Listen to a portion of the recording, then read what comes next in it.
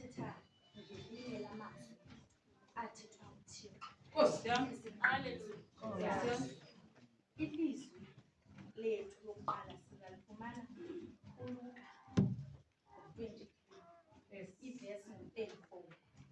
Lifundeka ngolu hlobo, wathi bawo baxolele kuba abayazi into abayenzayo. Amen. Igama ke Hallelujah. sifumana la mazwi kwincwadi zikaLuka. Yes. Ezibhalwa nguye uLuka kunye uthi bayibhala lencwadi ngonyaka ka-58 ukuya ku-65 AD.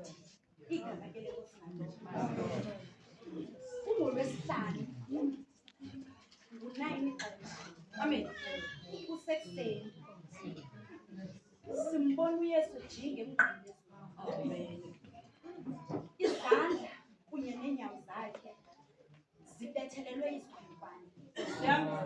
Intloko yakhe ithweswe isithaba sameva. Endiqonda kakuhle ke okokubana basasithwese mna nawe mhlawumbi ngekwaba nzima noconcentrate. uYesu udiniwe, akalelanga uYesu, wayizolo ehamba iinkundla zamatyala engenamthetheleli, umzimba ulidyadu ligazi. Ndimthanda phaa kwinkundla kaPilato. Uthi uPilato besakumzisa kuye. Uthi mna ndiyazihlamba ezam izandla. Uthi ngoba andiboni tyala kulo mntu. Uthi ke ngoku phambi kokuba mkhulule ubeka yena uYesu apha, ubeka yena uBarnabas apha. Igama ke lenkosi malibonke. Sithi sihlele khulula uBarnabas ahambe, uvuma umbango uBarnabas xa ebengezanga athi umkhululi wami, engavelanga athi tyala lam. Uthi ngeba mna ndibe ndithwala athi ukubethwa kwamatyala wam. Uthi ngoko bayasuka banyuka naye uYesu babheka kwintaba yaseGolgotha. Uthi uyikhankanile le nto mamuntulu, uthi apha endleleni badibana neentombi zaseYerusalem. Uthi ziyakhala ziva kabuhlungu zisokumbona. Wasuka uYesu wathetha amazwi ayona.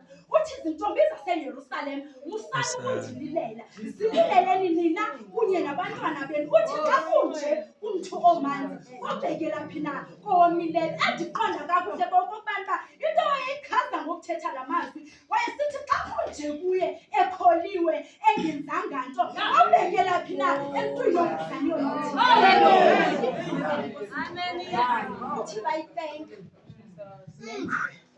Ngoku sibabona phezu kwentaba yeGolgotha, uyabetheleka emnqamlezweni.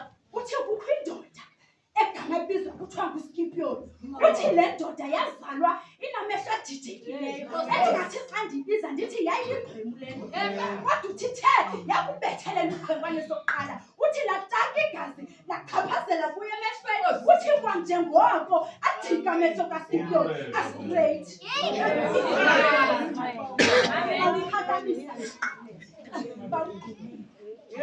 Elo xesha uYesu uthulile.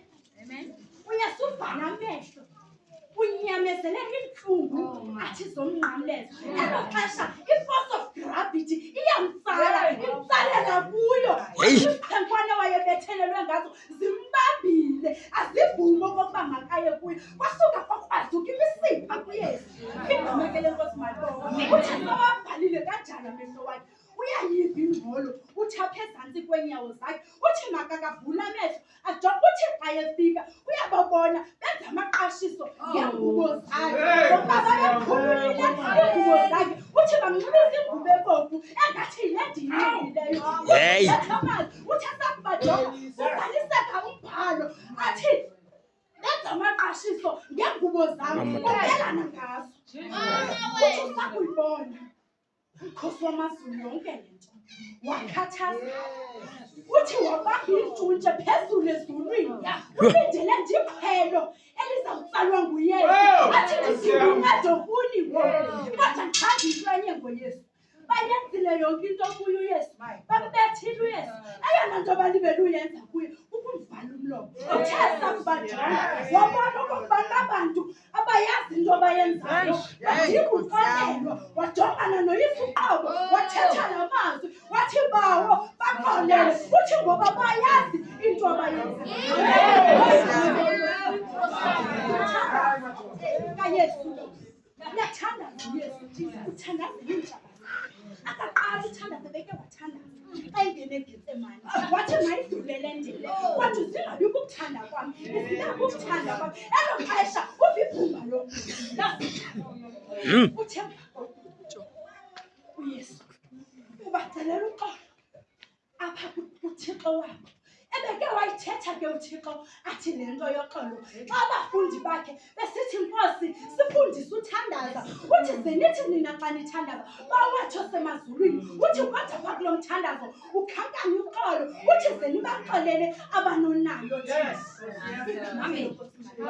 ngoba kaloku uxolo luyuphila nomoya oyingcwele uxolo lusukhonektha nothixo asoze uthixo akhonekthe nomntu ongenaxolo ngoba kuthiwa ungayinto yonke kodwa ungenalo uxolo uyintsimbi encesabeke wayithetha ke le nto athi uyohane phezu komfula weYordani wathi ukhona lowo athi utanci athi ozayo uthi uthwala yena asuse athi sonke isono sehlabathi bebeke kulo mnqamlezo nje balibele okokubana uba yena ebeke waphilisa balibele okokubana uba yena ebeke wavula amehlo kwiindlwana balibele okobe bevule iindlebe kwizithumbu igama ke lenkosi mali yiyo loo nto athetha kubajonga abone okokubana baba bantu ayikho into abafaneleyo ngaphandle koxolo sithanda laa nto uyayibeka irizini yoba bathi bawo baxolele kodwa uthi bawo baxolele uthi kuba abayazi athi namhlanje ndifuna ukuthi xa sizawuphuma apha azethu izono zixolelwe namhlanje thina xa sisuka apha sawube simsulwa namhlanje zonke izinto esizenzileyo ezifemelini zethu enkonzweni zixolelwe namhlanje silindele uqala kabutsha ndifuna ubuza umbuzo kuwe xa uqalelwe nje wena uxolela nini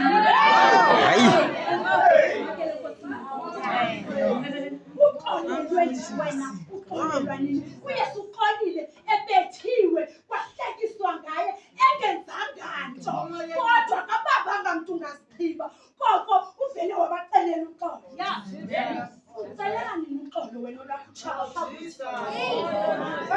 kaloku kunale nto abayazi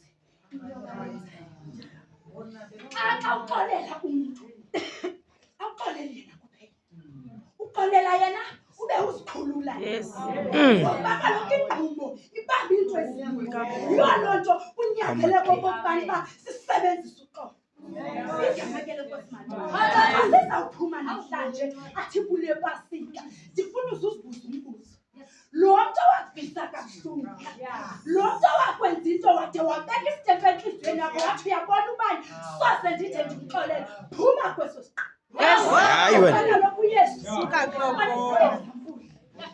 umzekelo okokubana uyaxolelwa umntu uzambamba umntu kathixo ngentliziyo izinto zakhe zingahambi kakuhle kanti lo mntu akayazi into akayenzayo wena laxesha umbambe uyazi wena into oyenzayo xa sizawuphuma ibandla ndifuna ukuthi masiqobelane